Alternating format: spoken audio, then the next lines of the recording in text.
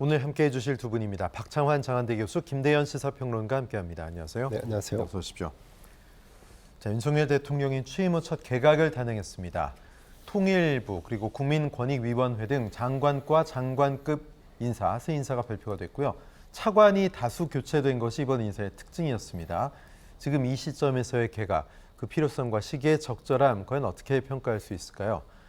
일각에서는 행정부 중심의 장관을 둔다는 책임 장관제는 이미 버려진 게 아니냐, 이런 지적도 하고 있습니다. 김대현 평론가 어떻게 보셨어요? 자, 우선은 총선이 이제 10개월 앞으로 다가왔지 않습니까? 그래서 일부는 물갈이를 해야 하는 그런 수요가 있었던 것 같습니다. 네. 아마 통일부 장관 이외에도 정치권 출신 인사들에 대한 개각이 조금 더 한두 차례 정도 소폭으로 이루어질 거로 이렇게 예상이 되고요.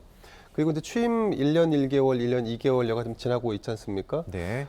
그래서 아무래도 이 국정과제를 이끌어가는 새로운 동력이 좀 필요하다, 뭐 그런 시점이었는데, 오히려 제가 개인적으로 판단할 때는 이 개각을 좀 더 일찍 단행하고 싶었지만 그 개각 과정과 새로운 인물을 등용하는 데 있어서 약간의 좀 그 안에 좀 뭐랄까 좀 인물난이랄까, 네. 또 삐걱댐이 좀 있었기 때문에 조금 더 늦춰진 게 아닌가. 요거보다는 한 달 전쯤에 방미를 하는 그 시점에 이미 이 대통령실 안에서는 개각에 대한 얘기가 나왔었는데 네네. 조금 늦어진 부분이 없지 않아 있어 보입니다.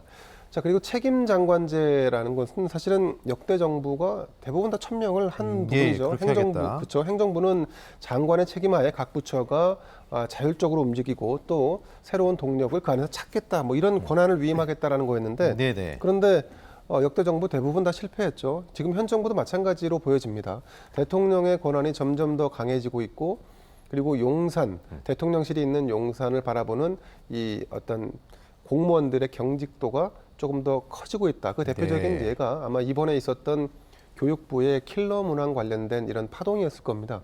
그러니까 대통령이 이미 개선하라라고 얘기를 했었는데 개선되지 않았기 때문에 예. 경로했고, 그 경로에서 대통령이 결국 움직였기 때문에 교육부 안에서 경질이라든가 뭔가 좀 새로운 움직임이 움트기 시작했는데, 그만큼 지금 행정부 안에서 대통령을 바라보는 시선이 굉장히 좀 무겁고 좀 무뎌지게 지금 흘러가고 있는 게 예. 아닌가 하는 생각이 좀 듭니다. 이번엔 사실은 이제 개각은 의미를 둔다면 이 정부가 처음 개각을 했다는 정도의 의미이고, 네. 그리고 대부분 다 차관급 인사였기 때문에 사실은 효과랄까요? 뭐 이런 부분은 우리가 기대하는 어떤 뭐 국정 동력의 어떤 새로운 네네. 힘, 이런 걸 기대하는 개각은 아니지 않았나, 뭐 이런 생각도 한편으로 듭니다. 예, 사실 통일부 장관, 장관급은 통일부와 국민권익위원회 이 두 군데밖에 없는데, 통일부는 권영세 장관이 강력하게 본인이 국회에 복귀, 총선 때문에 좀 요청을 했다라는 그런 얘기가 있었고, 또 국민권익위는 임기가 끝났기 때문에 새로 장관급을 선임한 그런 경우, 보통 이 정도 시점이면 뭔가 경질성 인사, 장관급 교체 등이 나와야 되는데, 말씀하셨듯이 차관급 교체가 아주 많았고 장관 경질성 인사는 전혀 없었습니다. 박 교수님, 좀 특이했던 그런 인선이었어요. 네, 뭐 사실은 윤석열 정부 출범하면서 네. 대통령실 비서실을 대폭 축소했었습니다. 네네. 기억나시겠지만 예. 뭐 민정수석도 없애고 이렇게 수석실도 되게 없애고 막 그랬어요. 네. 이유가 뭐냐 하면 내각 중심으로 정국권을 운영하겠다라고 약속을 했거든요. 예. 자, 그런데 시간이 지나면서 결국은 내각 중심으로 가는데 대통령의 목소리는 더 커지고, 또 이번 인사를 보면 특징적인 게 장관 교체 수요는 꽤 있었다고 들었습니다. 그런데 결국은 구인난을 겪었다, 이런 네. 얘기가 있거든요. 구인난을 겪는 이유는 역대 정권 다 똑같습니다. 자기가 좀 마음에 맞는 사람 쓰려고 보면 도덕성 논란이 있고, 소위 청문회를 넘기기가 어려운 형편이니까. 부담스러운 그렇죠. 거죠. 자, 그러다 보니까 오히려 그 국정 동력 확보를 위한 개각이거든요. 예. 지금 정확하게는 오염수 방류 논란, 그 다음에 소위 수능 논란, 이 두 가지를 어떻게 보면 정면 돌파해서 국정 동력을 확보해야 되는데, 오히려 어설프게 어설픈 인사 앉혀놨다가 인사청문회에서 낙마하면 오히려 더 어려워집니다. 네. 자, 그렇기 때문에 대거 자신의 수족과 같은 친위 인사들을 차관으로, 어떻게 보면은 우회, 꼼수 우회 인사거든요. 청문회가 필요 없으니까. 그러니까 청문회가 필요 없으니까요. 네. 좀 그런 점에서 본다면 청문회 논란을 의식해서, 하지만 국정 장악력을 높이고 국정 동력을 확보하기 위해서 자기 사람들을 대거 차관으로 임명한, 어떻게 보면 유례 없는 또 그런 인사다, 이렇게 평가할 수 있을 것 같습니다. 덕분에 임기가 연장된 그런 장관들도 상당히 있었겠습니다. 네. 자, 신임 장관 인선, 뭐 가장 주목을 끄는 인사들 살펴보죠. 우선 통일부 장관 김영호 성신여대 교수 그리고 국민권익위원장 장관급에는 김홍일 전 부산 고검장이 지명됐습니다. 두 인사 모두 민주당에서 부적절한 인사다라고 반대 의견을 내고 있는데요. 먼저 김영호 통일부 장관 후보자에 대한 반대는 정부의 통일부 장관들과 비교해도 상당히 강경론자, 매파적인 그런 인사 발언이 과거에 있었고 그런 분이다라는 평가 때문이고 또 김홍일 국민권익위원장 후보자는 지난 대선 윤석열 대통령의 대선 과정을 도우면서 네거티브 대응 담당을 했던 그런 분이었습니다. 또 BBK 수사와도 관련이 돼 있기 때문에 이런 논란도 있습니다. 박 교수님, 두 분 어떻게 보십니까? 그러니까 논란의 어떤 파열음이 예고된 인사다. 네. 이렇게 볼 수밖에 없습니다. 물론 보수 정권에서 통일부 인사가 뭐 통일을 위한 뭐 노력 이런 거 크게 기대하지는 않습니다. 예. 하지만 그럼에도 불구하고 역대의 통일부 내정자 중에 북한을 타도 대상, 그 북한 정권을 갖다가 파괴의 대상으로 이렇게 공공연하게 외친 분이 통일부 장관에 오른 적이 예. 없어요. 그런데 이런 분이 통일부 장관 내정자가 되면은 그건 뭐 대화의 파트너로서 북한을 인정하지 않는 거지 않습니까? 그럼 결국은 흡수 통일하겠다는 건데 오히려 북한을 더 자극한 상황이다. 네. 가뜩이나 지금 뭐 핵 논란, 핵실험 논란으로 북한과 관계가 안 좋은 상황인데 과연 뭐 이런 통일부 장관이 필요한 건가? 이게 통일부 장관이 아니라 북한 어떻게 보면 흡수 통일부 장관 이렇게 볼 수밖에 없어요. 네. 결국은 야당의 반대, 부적격 판정이 뭐 인사 논란, 도덕성 논란은 둘째 치더라도 나올 수밖에 없는 상황이고 국민권익위원장도 마찬가지입니다.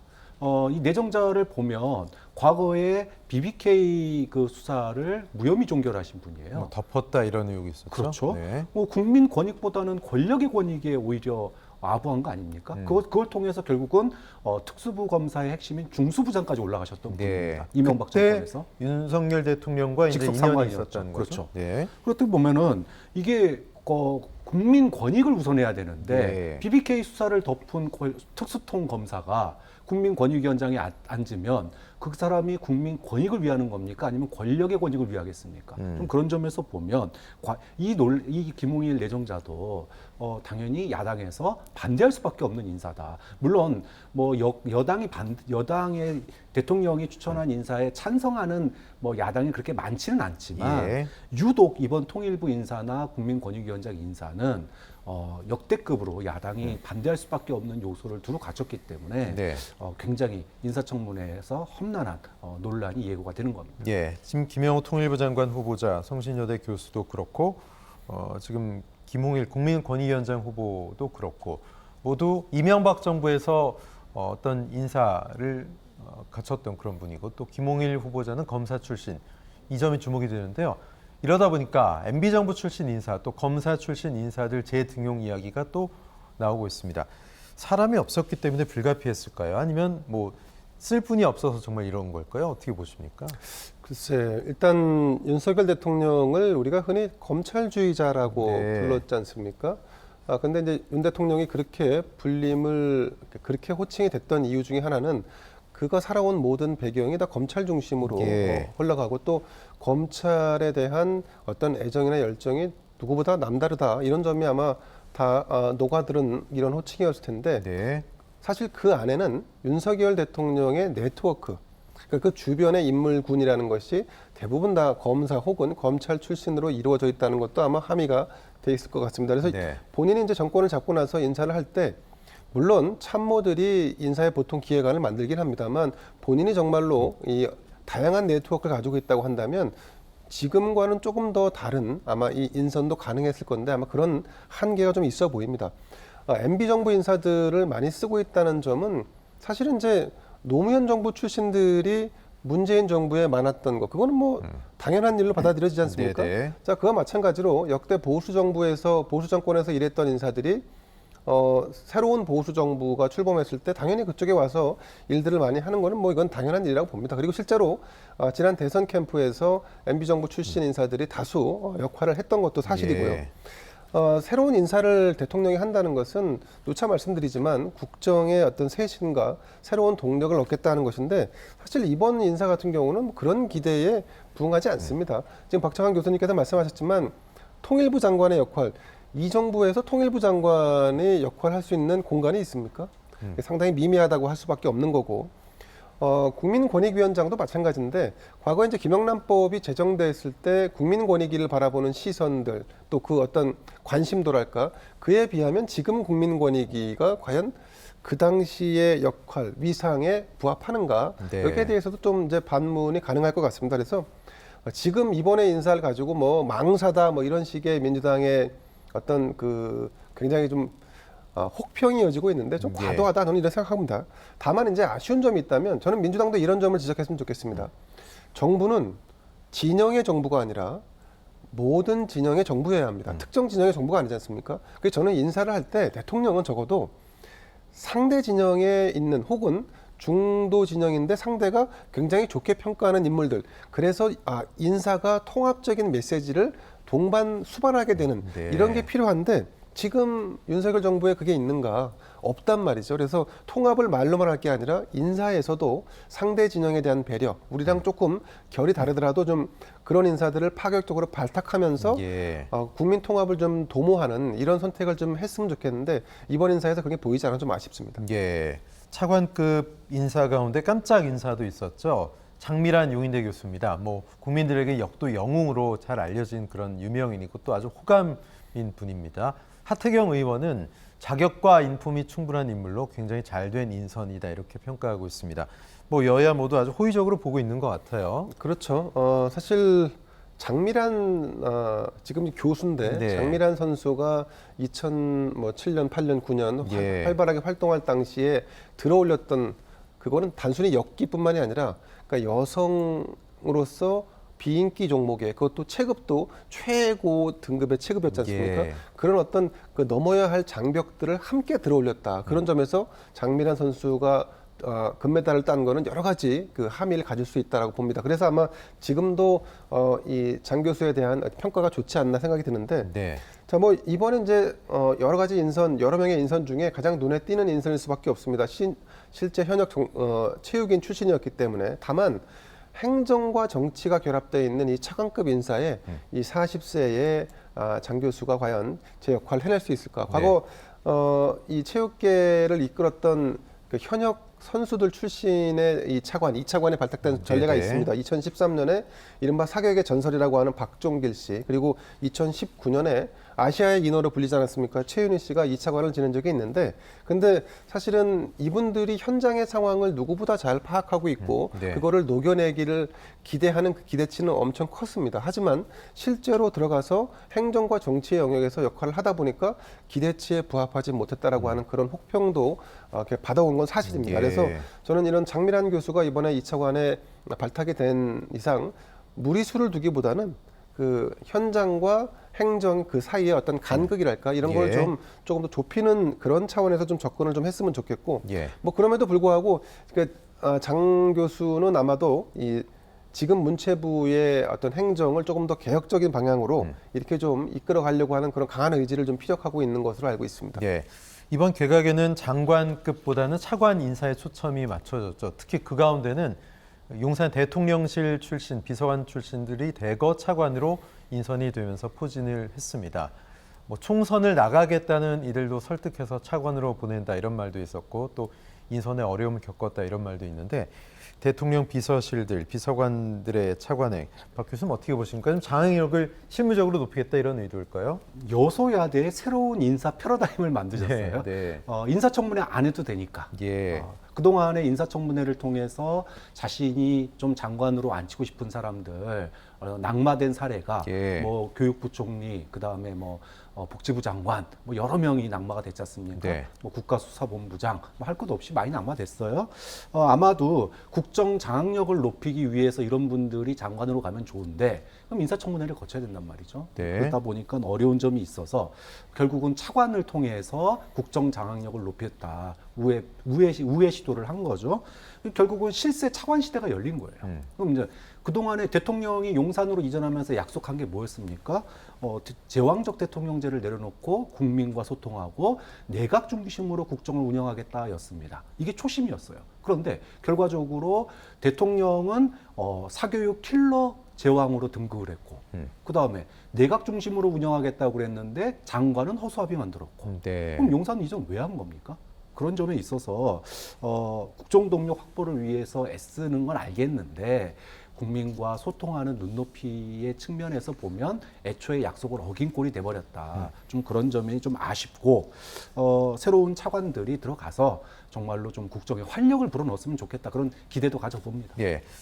그리고 누구보다 관심을 끌었던 인물이었죠. 이동관 대통령실 특보의 이름은 오늘 개각 명단에 포함되지 않았습니다. 방통위원장 하마평이 유력했었는데요. 대통령실에선 방통위원장이 어차피 빈자리다라고 이야기했습니다. 면직된 한상혁 전 위원장이 7월 말까지 임기였기 때문에 관련 내용 발언이었던 것 같은데, 자, 내정 철회가 아니라 연기라는 의미로 받아들여야 할지 박 교수님 어떻게 보셨어요?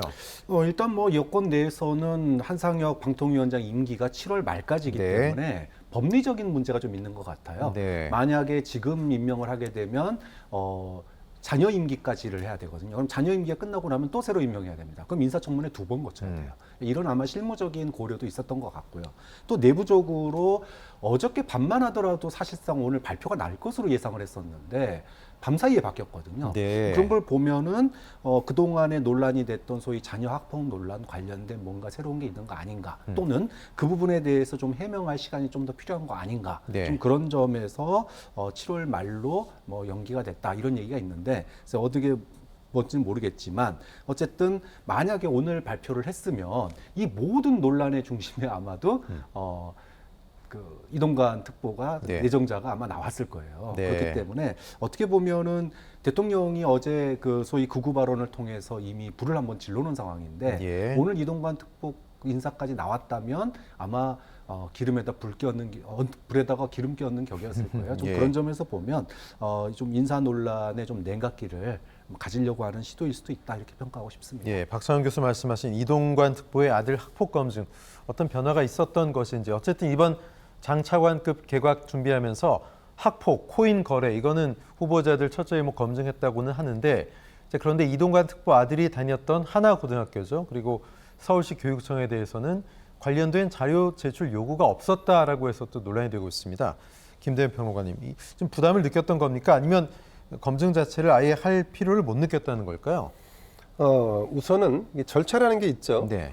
대통령이 방송통신위원장의 이동관 특보를 임명했다, 내정했다라고 네. 하면 그때부터 이제 인사청문회 준비가 들어가는 거죠. 네. 그런데 그 전에 대통령이 임명을 발표하지 않았는데 인사청문 자료를 요청하면 그거는 줄 수도 없고요. 네. 정부 입장에서는 대통령이 임명할지 안 할지 알 수 없는데 지금 국회에서 아무리 뭐 자료를 달라고 한들 그 자료를 주는 것이 무용하다라고 판단할 수밖에 없는 거죠. 그래서 민주당이 조금 왜 이런 성급하게 움직이는지는 잘 모르겠습니다만 하나의 이제 공격 포인트가 될 만하다라고 판단을 한 것 같아요. 예. 그래서 이제 학교 폭력, 그것도 자녀의 학교 폭력이라는 문제는 지난번 그 정순신 국가수사본부장을 임명할 당시에 이미 한번 뜨겁게 된 적이 있지 않습니까? 그렇죠. 현 정부 입장에서는. 그렇다 보니까 이 부분에 대해서 아마도 재탕 삼탕의 어떤 공격 포인트를 마련하기 위한 민주당의 노력은 가상하지만 아직 임명 자체가 되지 않은 것을 네. 아는 분에 대해서 인사청문 자료를 요청하는 것 자체가 어불성설이라는 생각이 듭니다. 네. 자, 근데 이동관 특보에 대해서는 사실은 한 두어 달 전쯤부터 방통위원장에 임명될 것이다라고 하는 얘기가 사실 시중에 파다했습니다.